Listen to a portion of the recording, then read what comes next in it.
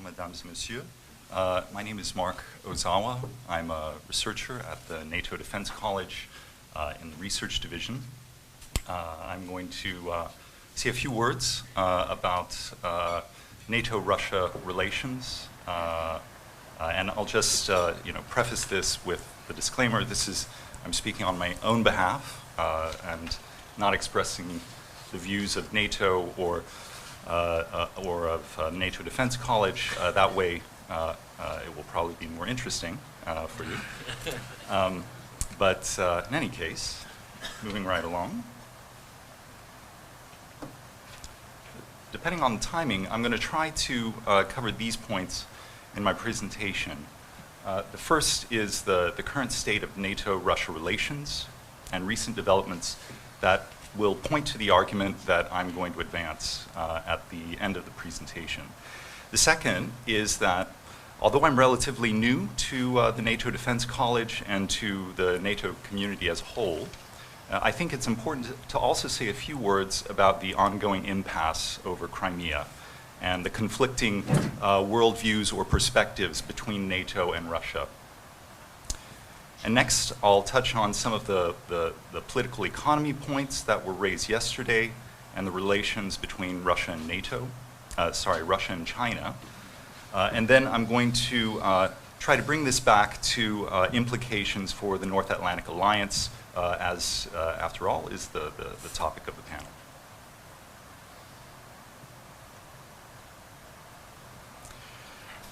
Right, so the argument that I'm advancing is that NATO-Russia relations are probably going to get worse before they get better in the near term for a variety of reasons.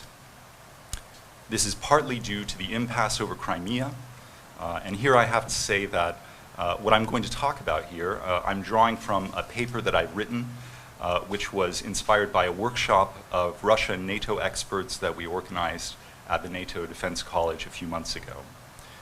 The consensus view of this group was that the threat posed by Russia was less one of a military incursion into a NATO member state, but rather the real threat was for continued aggression below the Article 5 level.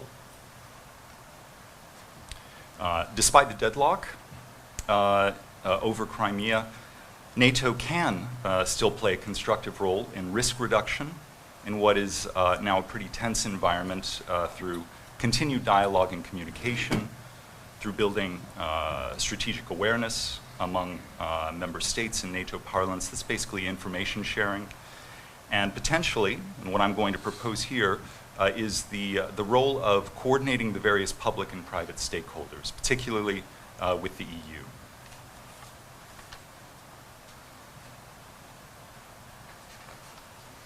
So where are we now? I found the notes that we ended on in yesterday's discussion were a bit chilling, and I hate to bring a bit more gloom into today's discussions. But from a NATO perspective, the approach continues to be a two-pronged approach with deterrence and dialogue, as set out in the Wales Declaration 5 years ago. In reality, however, dialogue is extremely limited. I'm only aware of one convening of the NATO-Russia Council this year, which took place in January. Some of the recent events over the past year are also not very encouraging, with the apparent end of the IMF treaty. Russia is continuing to up its military posturing, as was seen in the Zapad and Vostok exercises. And there was also the Kerch Strait incident and the Skripal case. And these are just the highlights over the past year, which are taking place against a backdrop of continued election interference and disinformation campaigns.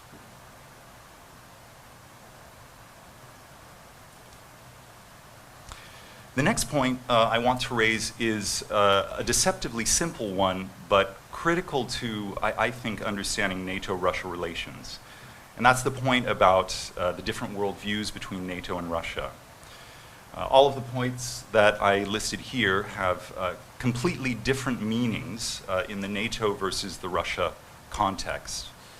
For example, sort of obviously, NATO enlargement has to do with national sovereignty and self-determination, and is not meant as a threat to Russia from the NATO perspective.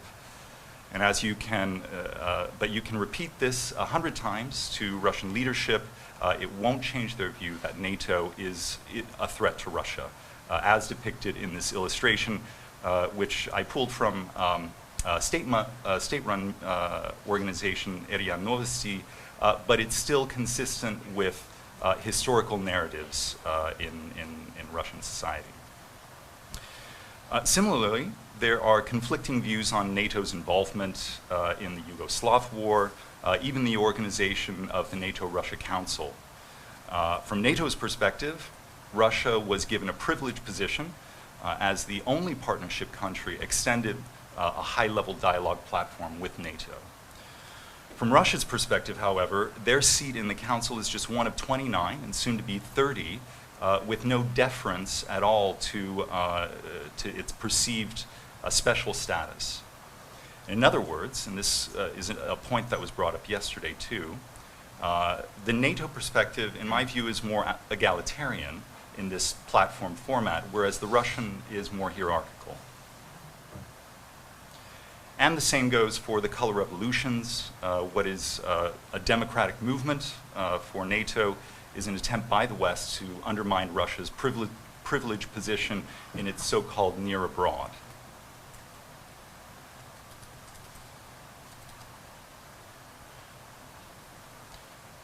So it's becoming almost cliche to say this, but I'll say it anyway. 2014 was a watershed year for NATO-Russia relations. In response to Russia's illegal annexation of Crimea, the EU and US implemented sanctions against Russia, to which Russia responded with a policy of turning to the east in its orientation, or what the so-called pivot to the east. This was also coupled with, combined with import substitution to replace European agricultural exports to Russia. And initially, I was a bit skeptical of what this policy was going to yield. But after 5 years on, there are some pretty tangible and undeniable results in Russia's policy, and specifically with respect to China. The two flagship projects that I'm referring to here are Sila Sibiri, or the Power of Siberia pipeline, and Yamal LNG. In both cases, Russia opens new markets in China and the world through LNG for its natural gas exports. And this is an important point. This is all new supply.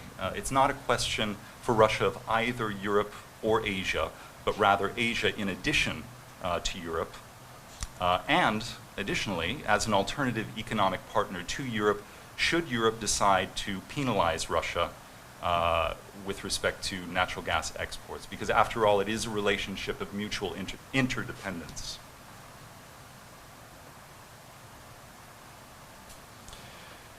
And this trend is also reflected in the economic data. I don't have this captured in this particular graph, but just as a point of, to illuminate this point, from 2016 to 2017, trade between Russia and China increased by 30%, as compared to trade with the NATO 29 by 4% in the same year. If you look at the effects of sanctions, which I've tried to capture here in this graph, the numbers show that the effects of sanctions are actually waning. After sanctions were imposed, the Russian federal government had to run deficits to stabilize and support the ruble. However, by the end of 2017, the federal budget began to run surpluses, which are continuing now into 2019. And this, of course, is partly due to the rising price of oil, so it's not completely a result of economic policy. Which brings me to my next point, the oil factor. So when trying to understand Russia's relations with NATO and its foreign policy in general, I think it's important to also state the obvious, to take in mind the price of oil. Russia's economy is still heavily dependent on oil and gas exports.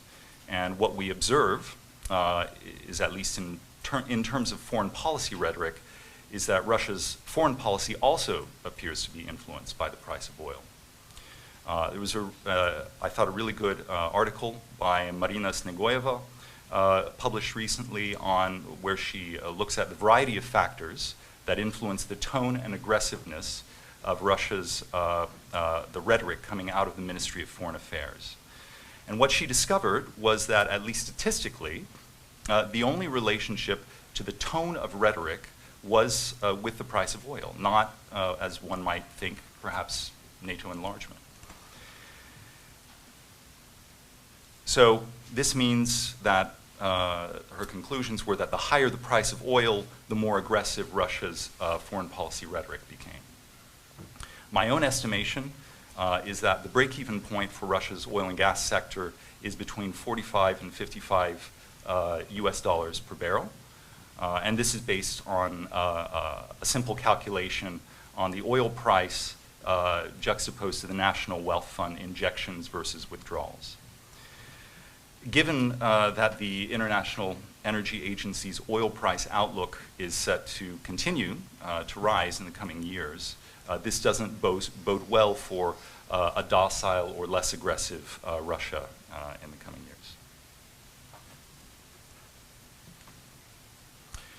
So what I found over the past year is that it's become impossible to have a discussion on NATO and Russia without talking about China, and I think this was also proven in yesterday's discussions. At least in my experience, there is a growing recognition of the strategic implications of China's rise within NATO, and decidedly over the past year, in discussions that I had in even September of last year versus the past couple of months. And these, in this slide, are some of the key issues that I've been looking at when approaching this topic. The first is Russia's response to the Belton Road Initiative in her perceived sphere of influence, basically the former Soviet Union minus the Baltic states. So far, the Chinese have been very active in Russia's background, Russia's backyard, with little as much as a peep from Russia. I've asked some of my contacts in the region about the Russian view of China's actions, and for the time being, Russia appears to be silently observing, but hasn't reacted as such. And this points to another aspect of this relationship, which is power asymmetry. I think this was also mentioned yesterday.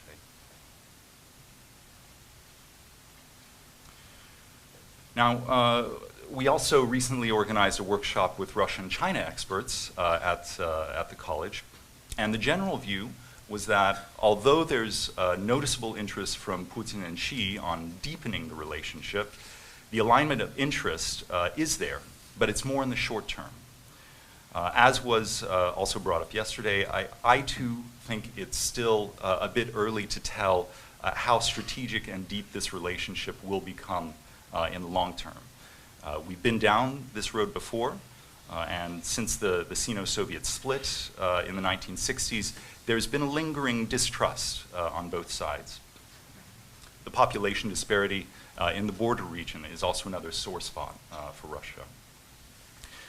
What I think we can say is that there is serious top-level interest to see this through. So the cooperation that we've observed since 2014 has been initiated and supported by Putin and Xi. Given their government structures, that's what you need, this sort of top-down order from above to get things moving. But conversely, if either Putin or Xi change their minds, it will be equally as easy to sweep away many of the achievements of the current cooperation, with perhaps the exception of the energy infrastructure projects. Because pipelines are notoriously immobile.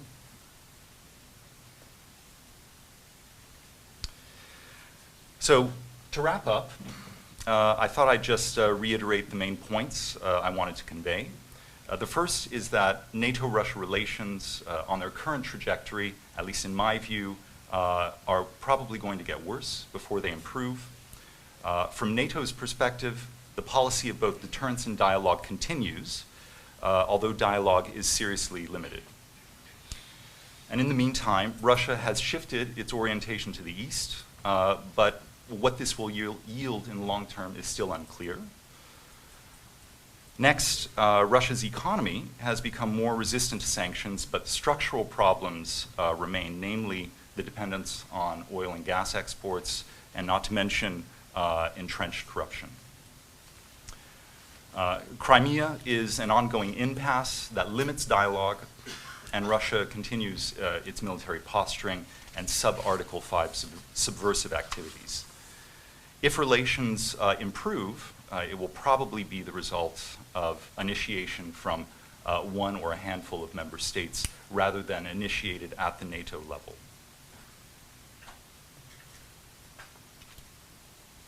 And so stepping back and looking at the implications for the Transatlantic Alliance, a few things come to mind.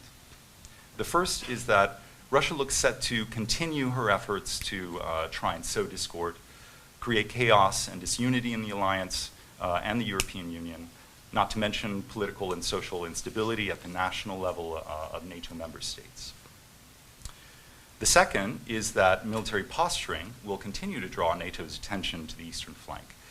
It's simply impossible to ignore, and this in itself can put added stress on cohesion within the alliance, particularly with the member states in the south versus the northeast, who view Russia as an existential threat, and those in the south are more concerned about instability to the south and in the MENA region. And depending on how US-Chinese relations develop, NATO may have to deal, and this time really deal, with an increasingly distracted United States that's focused on China and the Pacific region. The last point I wanted to make is to draw your attention to one of the critical issues I see in NATO-Russia relations that I don't think has been getting enough attention. The graphic you see that I put on this slide represents the departments and fields that the Russian National Defense Management Center has at its disposal. During the Soviet times, this was known as the Stavka, and the organization of the modern Stavka borrows from its predecessor. What the Stavka has available to it includes industry, i.e. energy, infrastructure, financial, and cyber, and societal mobilization. Nothing like this exists on the NATO-EU side of things. That brings together all of the stakeholders, not only defense and government regulatory agencies, but also private industry and civil society. This leaves the West at a serious disadvantage when facing non-kinetic or hybrid aggressive tactics. The point about a natural gas supply disruption was brought up yesterday, and what happens, for example, in the event of disinformation campaigns. Although NATO and the EU have agreed to try and coordinate their efforts with the exception of transportation infrastructure, they don't really have much to show for it yet. If you're interested in some of the sources and some reading on the subject. I also just want to draw your attention to this issue and one idea as a possible first step to throw out there could be as simple as appointing full-time staff in the companies who are charged with bringing a security perspective into the management's information process. They would also need to have regular interaction and communication with their national governments, NATO and the EU. At the very least, these staff could help bring a defense and security perspective into their management's strategic awareness. And this sort of exchange is also needed for NATO-EU cooperation. One of the obstacles that I see is partly an organizational cultural one. In my experience, I come from also an energy policy background. The staff at Directorate General Energy, or DG Energy, in the European Commission are primarily economists. They're focused on issues of market regulation and optimization of efficiency in markets, whereas the NATO staff in emerging security challenges are much more honed into the security dimension of energy. So perhaps we can talk about this and other possible approaches in the discussion period. But I just wanted to throw this idea out there because I think it's something that keeps coming up in my discussions about NATO's readiness to address hybrid aggression. And on that note, I'll finish, and thanks very much for listening.